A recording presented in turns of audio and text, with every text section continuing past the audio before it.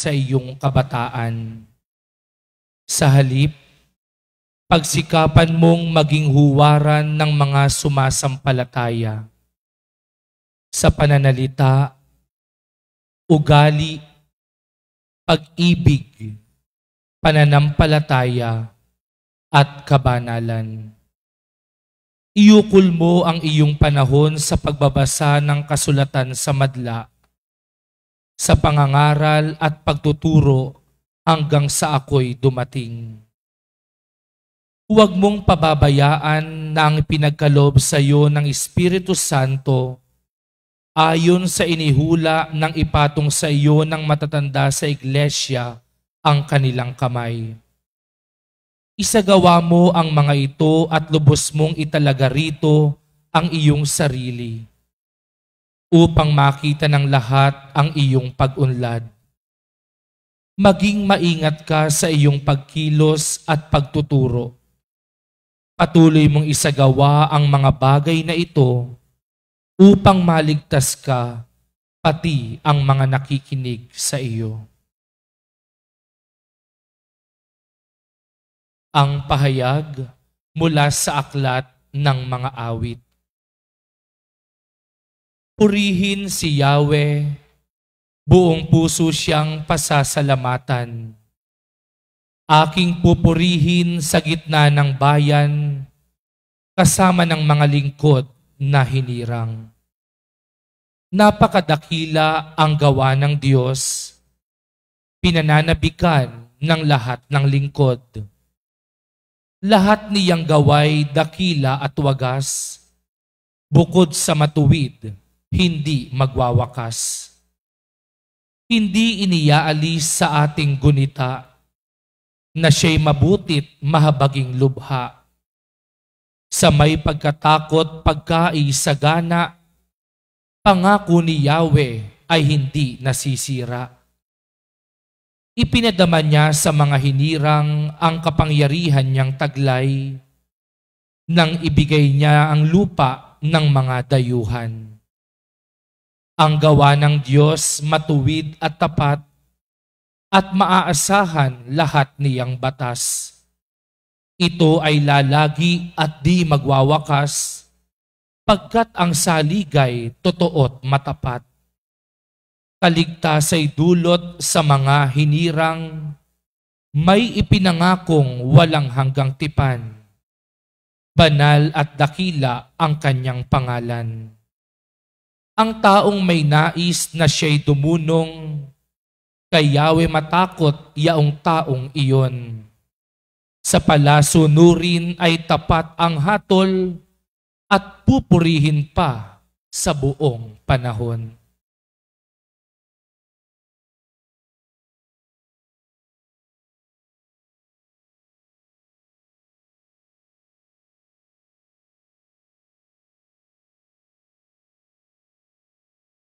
Yaong amang walang maliw kung magmahal kaninuman, tunay ang layunin, kabutihan man din.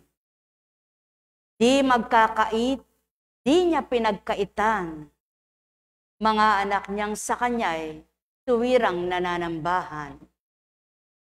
Ibinabahagi niya ang marapat kailanman, tao lamang ang sa kanya'y tunay na nagkukulang.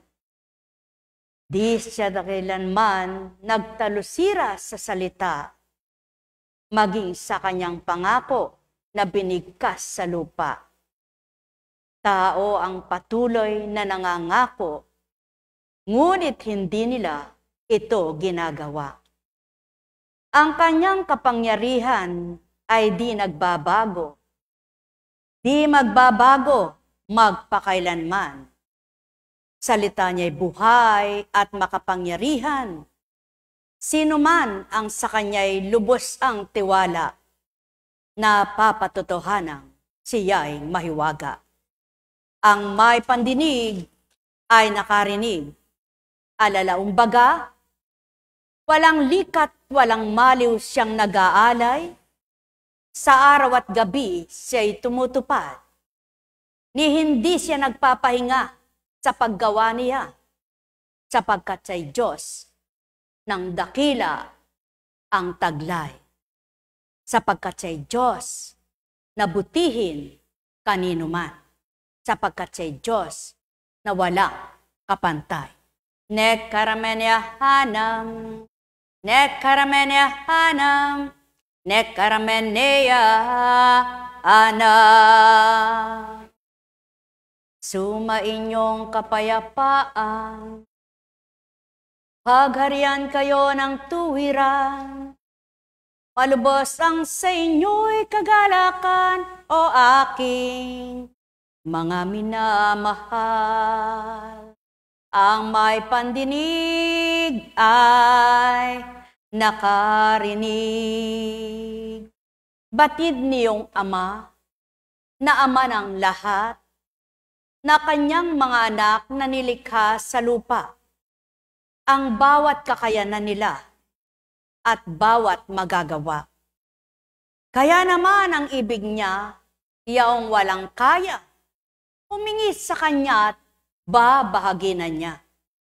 Kaya naman ang layon niya, kumilala sa kanya nang magpakilala siya sa bawat kumikilala.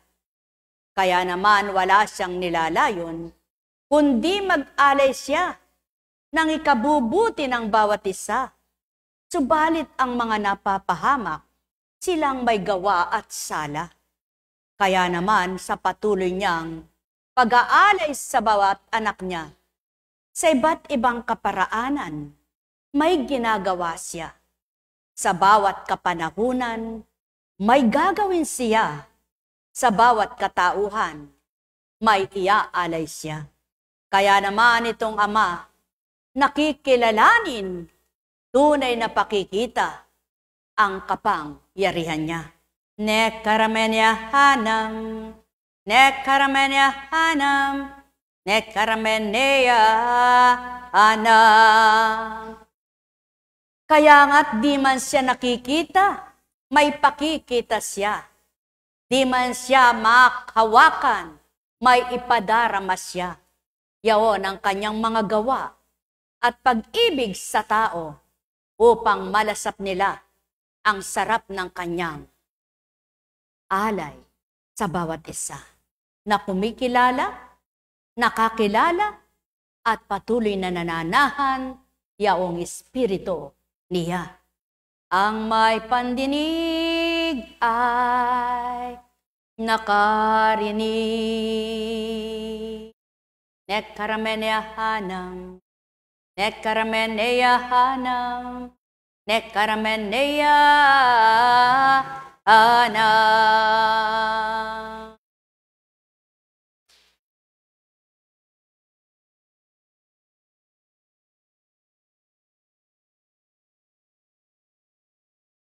Mula kay Lucas.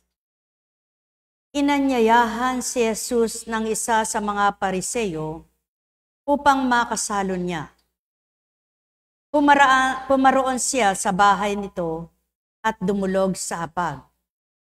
Sa bayan namang yaon ay may isang babae na kilalang makasalanan. Nabalitaan niyang kumakain si Jesus sa bahay ng Pariseyo. Kaya't nagdala siya ng pabangong nasa sidlang alabastro at lumapit siya sa likuran ni Jesus sa gawing paanan. Siya'y nanangis at nabasa ng kanyang luha ang mga paa ni Jesus. Pinunasan niya ang mga ito ng kanyang buhok. Hinagkan at pinahiran ng pabango. Nang makita ito ng Pariseyong nag-anyaya kay Jesus, nasabi nito sa sarili, kung talagang propeta ang taong ito, alam niya kung sino at kung anong uri ng babae ang humihipos sa kanya. Isang makasalanan. Bilang tugon sa iniisip ni Simon, sinabi ni Jesus, Simon, may sasabihin ako sa iyo. Sumagot siya, ano po iyon, Guro? Sinabi ni Jesus, May 2 taong nanghiram sa isang nagpapautang. Ang isa'y 500 denaryo at ang isa na may 50. Nang hindi makabayad, pareho silang pinatawad. Ngayon, sino sa kanila ang lalong nagmamahal sa nagpautang? Sumagot si Simon, sa palagay ko po'y ang pinatawad ng malaking halaga. Tama ang sagot mo, ang tugon ni Jesus. Nilingon niya ang babae at sinabi kay Simon, nakikita mo ba ang babaeng ito? Pumasok ako sa iyong bahay at hindi mo man lamang ako binigyan ng tubig para sa aking mga paa. Ngunit binasa niya ng luha ang aking mga paa at pinunasa ng kanyang buhok. Hindi mo ako hinagkan, ngunit siya mula nang pumasok ay hindi tumigil sa paghalik sa aking mga paa. Hindi mo pinahiran ng langis ang aking ulo, subalit pinahiran niya ng pabango ang aking mga paa. Kaya't sinasabi ko sa iyo, ang malaking pagmamahal na ipinamalas niya ang nagpapatunay na pinatawad na ang marami niyang kasalanan.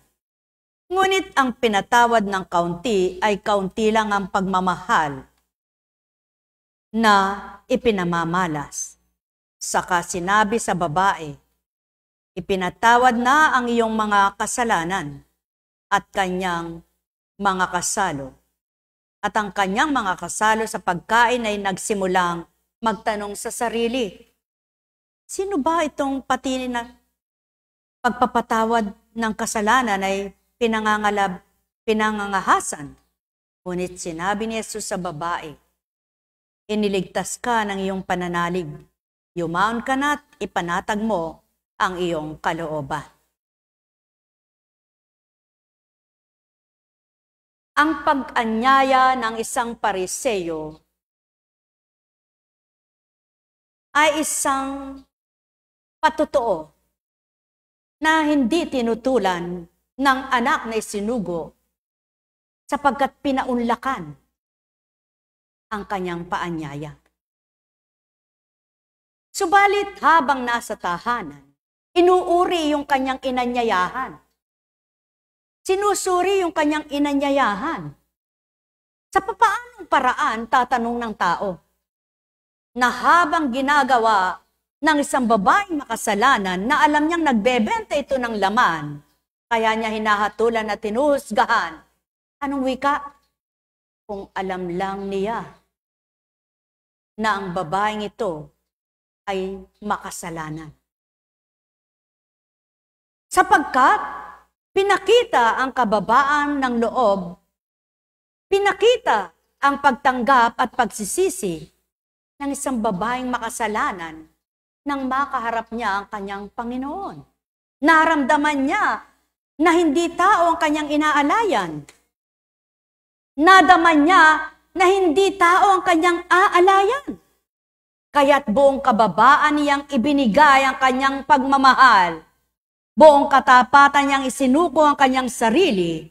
Kaya't ang kanyang buhok ang pinampunas sa kanyang mga luha na nabasa ang mga paa ng kanyang pinapanginoon at binuhusan pa ng pabango. Palatandaan ang masasamyong bango na ibinuhos sa kanyang paa ay yaon ang kanyang pag-ibig na wagas at tapat. Ang kanyang pagsuko at pagsusumamo sa lahat ng kanyang mga kasalanan ay mapatawad. Samantalang itong Pariseong ito, inuuri niya, sinusuri niya yung kapwa niya, yamang siya rin ay may kasalanan. Kaya't nagbigay ng halimbawa ng talinghagang salita. May nagpapautang 500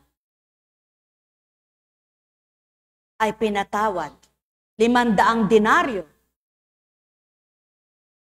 Alin ka ang mas nagmamahal at magmamahal, yung pinatawad ng malaki o ng maliit? Mga inibig ko at minamahal, ganyan ang tao. Kung minsan, sinusuri ang kapwa-tao, inuuri ang kapwa-tao, Para bagang ang tingin ay napakamakasalanan ng taong ito. At nagmamapuri, nagmamalinis sa sarili na hindi niya makita kung anong kamalian at kasalanan niya. Subalit kay palad ng babaeng alam niya na nagkakasala siya, alam niyang makasalanan siya, kaya't isinuko niya ang sarili niya sa pamamaraan ng pagluha niya at pagpapakababa. Wala man siyang sinambit, wala man siyang nasabi, kundi lumuha sa pagmamakaamo niya, sa pagsusubamo niya. Nabatid niya itong Panginoon niya ang kaharap. Kaya't di man nagsalitang patawarin mo ako, Panginoon. Wala mang sinabing patawarin mo ako sa mga kasalanan ko. Subalit sa kanyang ginawa, nakita ng ama, nakita ng anak na sinugo, naramdaman ng Panginoon niya na tinatawag na dakila ang kanyang pagsuko at pagpapakababa. Ilan kaya sa panahon ngayon na alam na nilang makasalanan sila at may kasalanan sila, subalit patuloy na nagmamaang-maangan at minamasdan ng kasalanan ng kapwa-tao, nagbubulag-bulagan, ngunit sa kasalanan nila ay hindi makapagsuri. Nagbubulag-bulagan sa katotohanan na sila ay nagkakasala, na dapat nilang ituwid ang kanilang buhay, na dapat nilang itama ang kanilang pagkakamali dahil sa ibig nilang sundin ay sarili at sanlibutan. Subalit, ang babaeng lumapit na nagpakaamo at nagpakababa, tinanggap niya ang pagpapatawad ng kanyang inilalang Panginoon. Nek karamenya hanam, nek karamenya hanam, nek arameneya hanam. O kay palad ng mga tao na alam nila ang kasalanan nila at pinagsisisihan, nagpapakababa, nagsusumamo at nagpapakaamo sa amang dakila. Sapagkat hindi na kailangang magsalita pa ng patawad, Panginoon. Nahingi ng tawad, ngunit walang ginagawa sa pagbabago ng kanilang kasalanan ay mapatawad. Anong silbi ng araw-gabi humihingi ka ng kapatawaran sa mga kasalanan mong nagagawa araw-araw at gabiban na walang nababagot na iiba sa gawa mo at salita mo? Kaya mapalad pa ang babaeng itong makasalanan na sa kabila ng kanyang makasalanang gawa, nagsumamo, nagpakababa, at inamin, di man nagsalita sa kanyang kasalanang nagagawa. Nek karamenya hanam, nek karamenya hanam, nek karameneya hanam.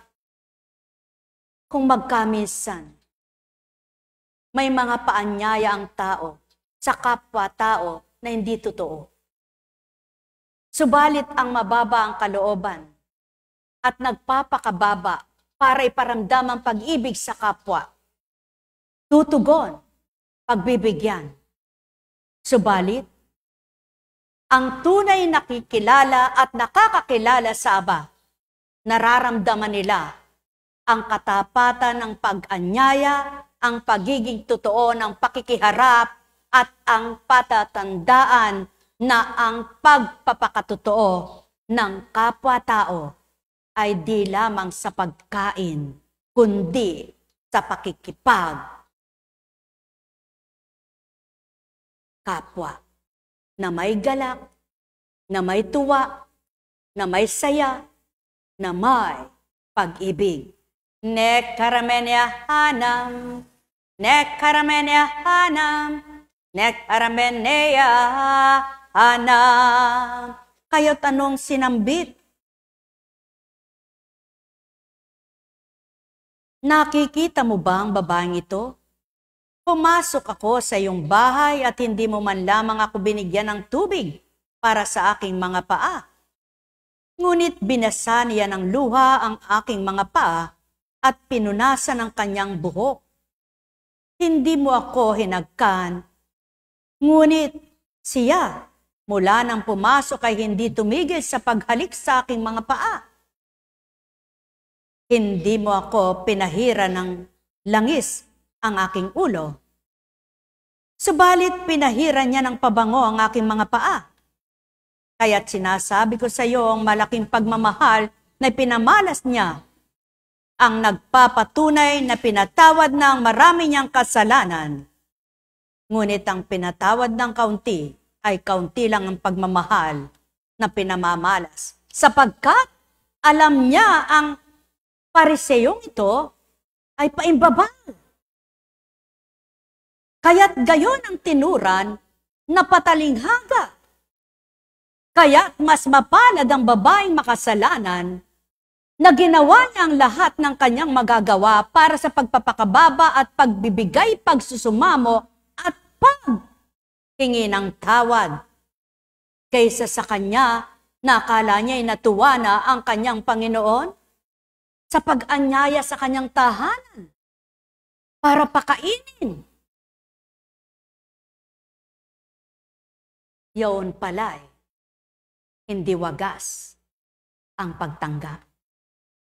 Sapagkat kung tunay at tapat, hindi niya pag-iisipan ang kanyang bisitang hindi niya alam kung ano itong panahuin niyang ito, na nakababasa ng kanyang laman ng isip, na nakadarama ng kanyang puso at alam ang kanyang ginagawa, kaya't dinaan niya sa talinghaga.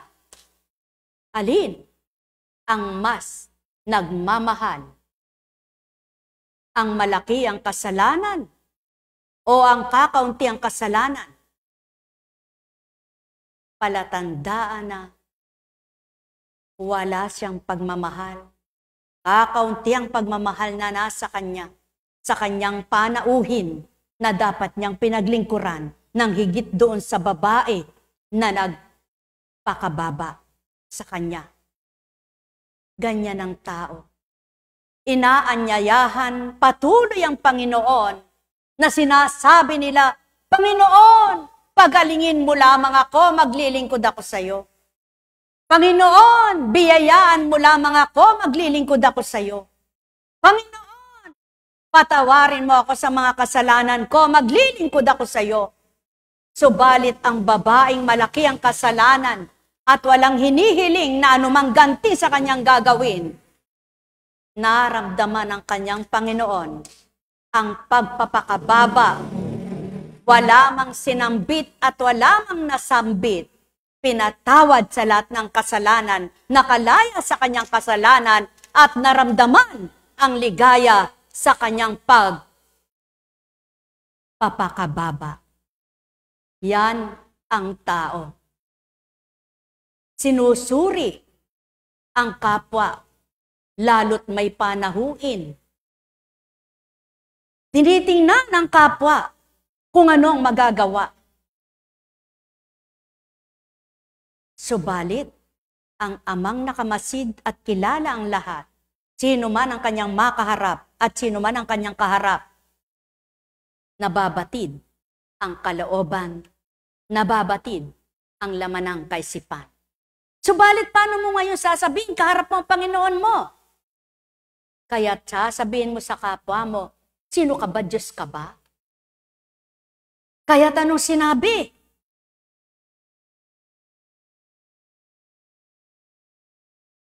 ngunit sinabi ni Jesus sa babae, iniligtas ka ng iyong pananalig, yumaon ka na't ipanatag mo ang iyong kalooban. Sapagkat anong sinabi nitong Pariseyo? Ipinatatawad na ang iyong mga kasalanan at ang kanyang mga kasalo sa pagkain ay nagsimulang magtanong sa sarili, sino ba itong pati pagpapatawad ng kasalanan ay pinangangahasan?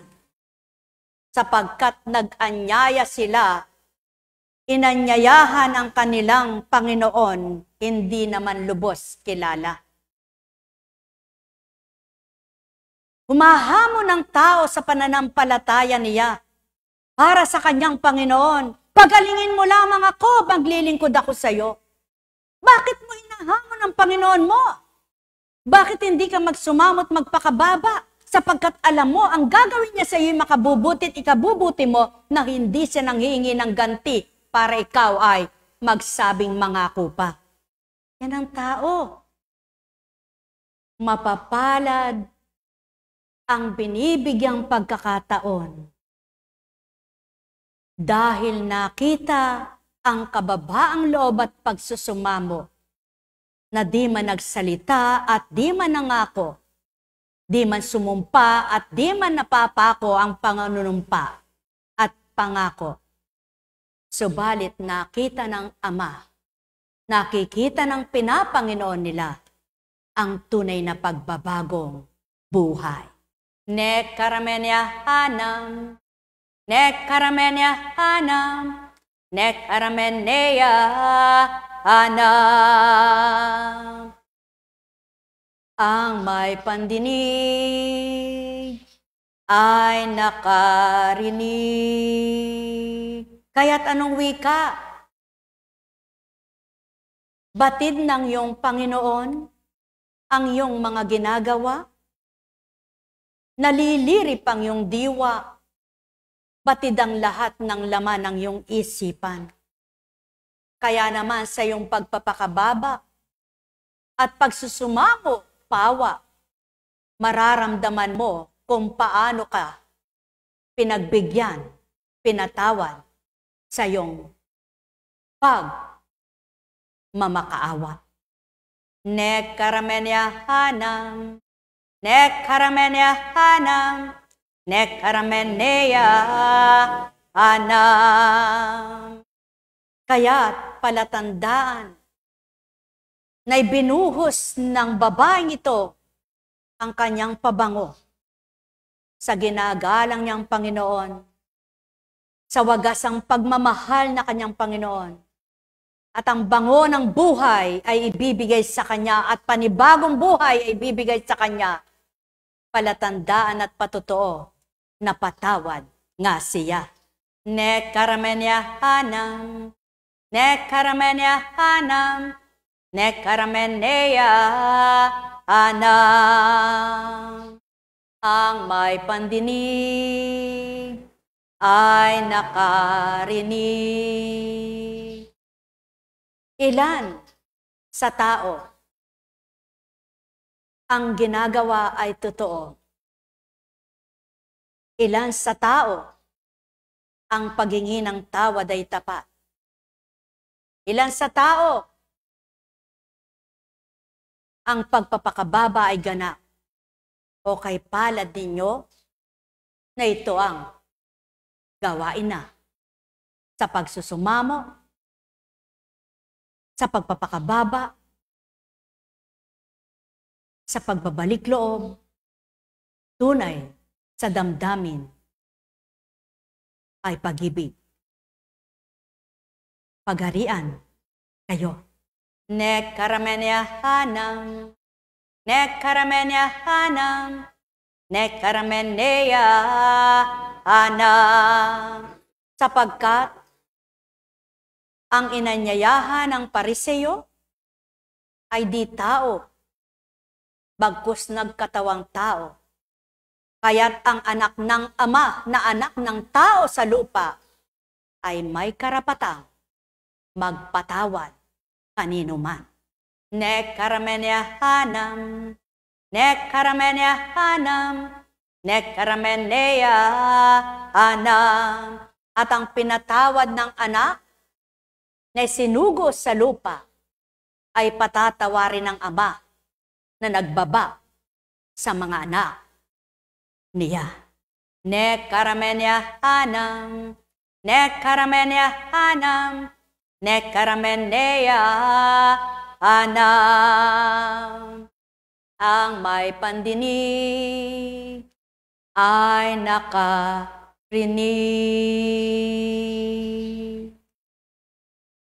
Buhay bang Diyos? Kaya't mapapalad ang nagpapakababa, nagpapakumbaba, nagsusumamo, na hindi man nagsasalita, ngunit may ginagawa. Buhay ba ang Ama? Kaya mapapalad kayo na sa inyong pagnanasa na kayo'y mapatawad sa lahat ng mga sala at nagpapasalamat kayo sa mga ginawa sa inyo ng Ama na hindi ninyo namamalayan kung paano siya kumikilos sa buhay nyo, napagaling sa karamdaman, binigyan ng katighawan sa buhay, nilulutas ang mga problema, tinatapos ang mga balakid, hinahawi at binibigyang paraan at daan nang magtagumpay kayo sa buhay. Palatandaan ang Amang di nyo man nakikita at di nyo naririnig na nangungusap sa inyong harapan. Ngunit sa inyong pagpapakababa, pagpapakumbaba at pagsusumamo, mayroon siyang ginagawa. Buhay ba ang Ama? Kaya mapapalad kayo na sa bawat araw, dinadama nyo siya, kinikilala nyo siya, nagsusumamo kayo sa paghingi ng tawad, kababaang loob, ang sa inyo'y nilalagak. Buhay ba ang Ama? Sapagkat di ka nga man magsalita, di ka man nga magsalita, may batid siya sa iyong buhay. Kilala ka niya mula sa simula ng iyong pagsilang at pagbuo pa lamang ng iyong ina sa kanyang sinapupunan. Hanggang sa mamuhay ka na bata pang nagkakaisip, nagkakagulang, kilalang-kilala ka na niya, alam na alam niya ng mga ginagawa mo, kaya hindi man ikaw magsalita, kilala ka na niya. At kay ganda, kay buting halimbawa ng ginawa ng babaeng makasalanan, na sa kabila ng kanyang mga kasalanan, nang makaharap niya ang kanyang pinapanginoon, isinuko niya ang kanyang sarili, sapagkat inilalagak niya ang kanyang sarili, at ang pabango na inyalay niya ay palatandaan, gayon niya kamahal ang kanyang Panginoong kanyang sinusukuan. Buhay ba ang Ama? Sapagkat umaasa siya na mapababango ng kanyang Panginoon ang mabaho niyang buhay, na mapapatawad ng kanyang Panginoon ang makasalanan niyang pamumuhay, na may magagawa ang kanyang Panginoon sa kanyang buhay. Kaya't lumuha siya ng lumuha at nabasa ang mga paa at pinunasan ng kanyang buhok na mahaba, palatandaan ng kanyang diwa ay magkakaroon na ng lawak na pangunawa tulad ng kanyang buhok na humahaba na kanyang pinunas sa mga paa sa kanyang luha.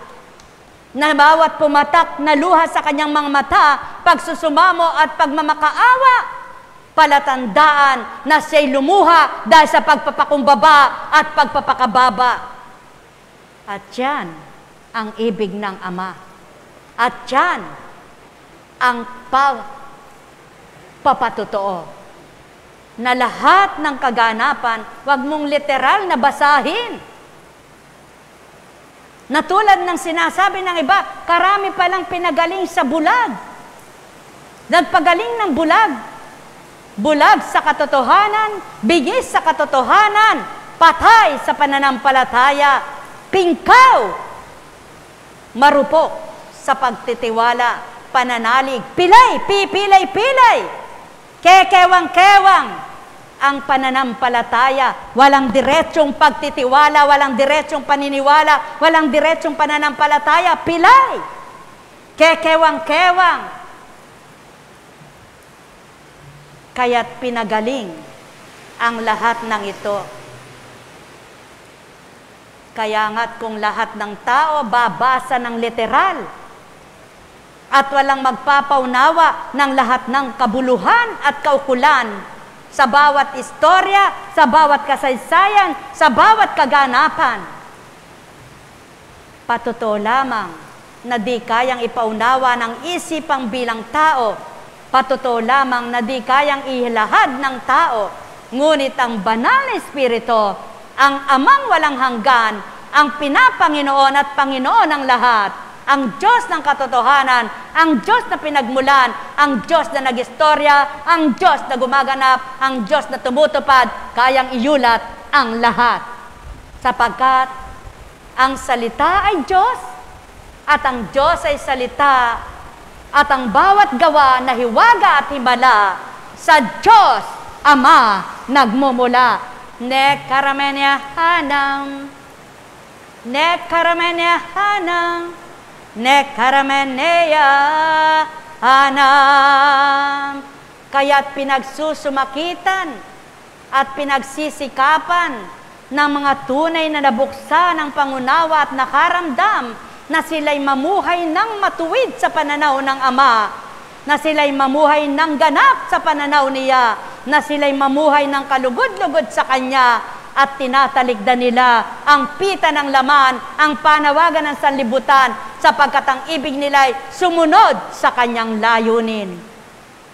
At paano mo itututup din, at paano mo matutupad ito? Marupok ka, mahina ka bilang katauhan, kaya't ang binigay niyang pampapatibay, pagpapalakas, at upang makamit mo ang kakayanan, Espiritu Santo, alay niya sa tao. Ne karamenya hanang, ne karamenya hanang, ne karameneya hanang. Kaya't kay papalad ninyo, na kumilala at nakakilala, na naghanap at nakasumpong, na nagsumamo at nagmakaawa, sa pagbabago ay tumalima, tumupad, kayo pawa. Pagharian kayo. Ne karamenya hanam, ne karamenya hanam, ne karameneya hanam. Kaya't napatawad sa mga kasalanan, napagaling sa mga karamdaman, naihulagpos sa mga balakid sa buhay, napagtapusan ng mga pagsubok, anong dapat gawin? Patuloy na mag-alay ng papurit, parangal. Kaya tayo na. Taas ang mga kamay. Purihin, purihin ka, Ama. Purihin, purihin ka, purihin ka tuwina. Purihin, purihin ka, Ama. Purihin, purihin ka. Purihin ka, Ama. Ito lang ang nasambit mo. Ito lang ang sasambitin mo. Ito lang ang iaalay mo. Ito lang ang ialay mo. Malulugod na kung bukal sa puso mo, damang-dama mo, sa puso mo ang inaalayan mo.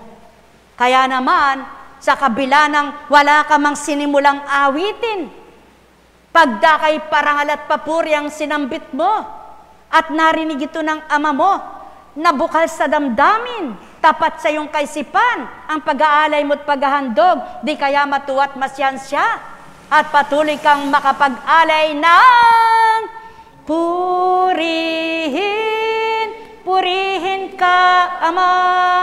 Purihin, purihin ka, purihin ka tuwina. Purihin, purihin ka, Ama. Purihin, purihin ka.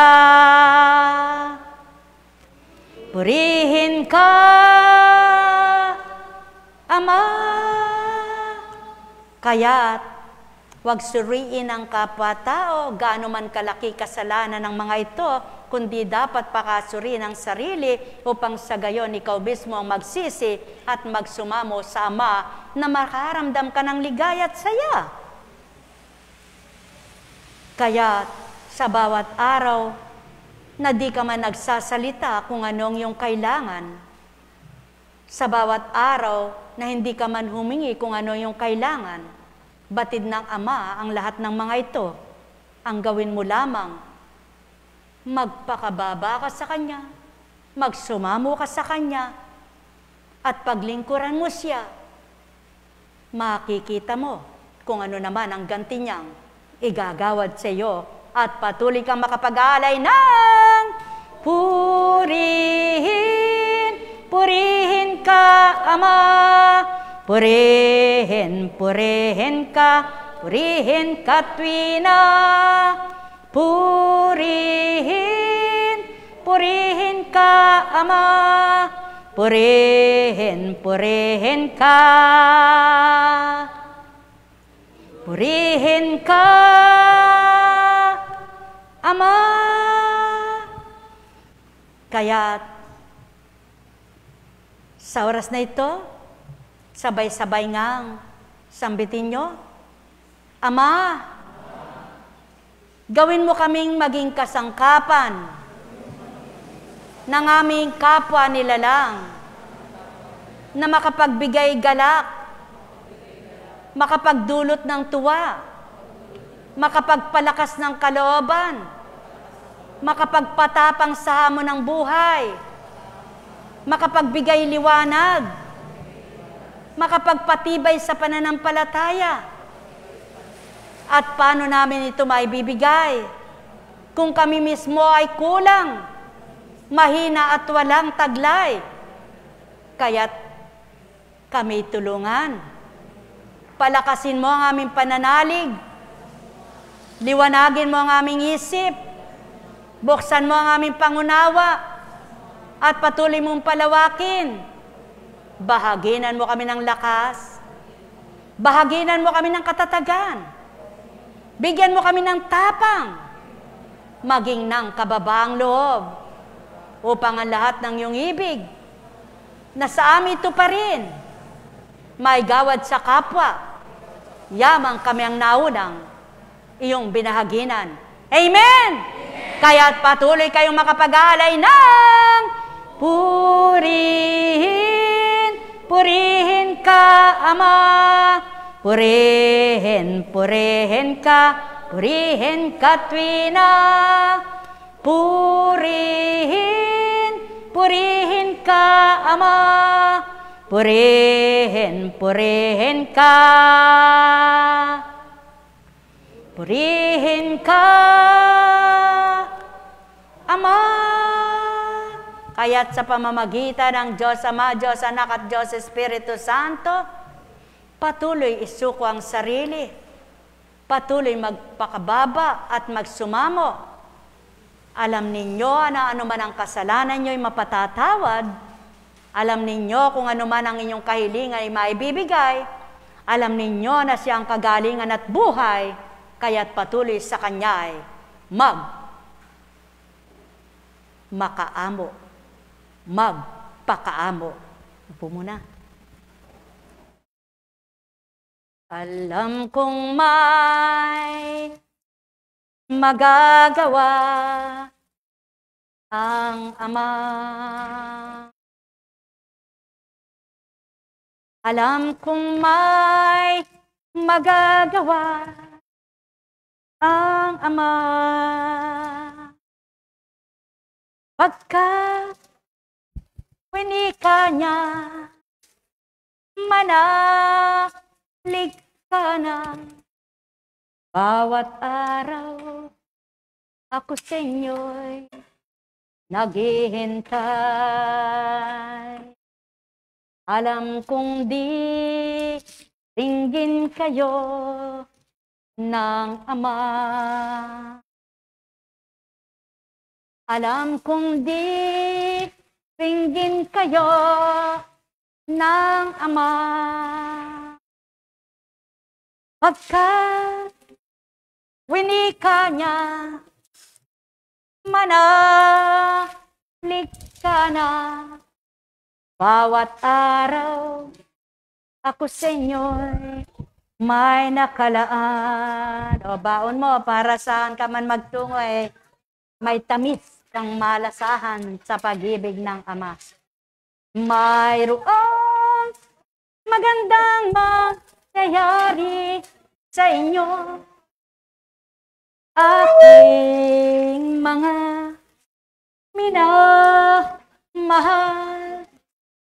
Mayroong magandang mangyayari sa inyo, manalig, umangkin at tanggapin. Alam kong may magagawa ang Ama. Alam kong may magagawa ang Ama. Pagkat winika niya, manalig ka na. Bawat araw, ako sa inyo'y may nakalaan. Mayroong magandang mangyayari sa inyo, aking mga minamahal. Mayroong magandang mangyayari sa inyo, manalig, umangkin at tanggapin.